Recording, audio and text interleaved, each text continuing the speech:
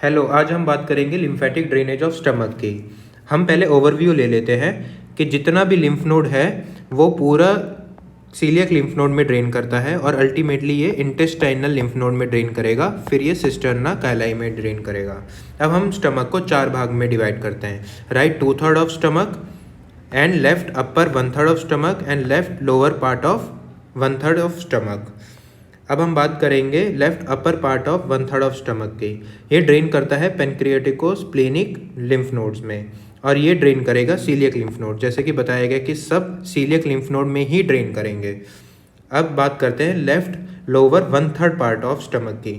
ये right gastro epiploic lymph node में drain करता है, फिर ये सब पाइलोरिक लिम्फ नोड में ड्रेन करेगा, फिर हेपेटिक नोड्स में, फिर अल्टीमेटली लास्ट में सीलियक लिम्फ नोड में ड्रेन करेगा। फिर से हम देख लेते हैं। लेफ्ट लोअर 1/3 ऑफ पार्ट जो है स्टमक का वो right gastro epiploic lymph node में ड्रेन कर रहा है, फिर सब पाइलोरिक लिम्फ नोड में, फिर हेपेटिक नोड्स में, फिर सीलियक लिम्फ नोड में ड्रेन करेगा।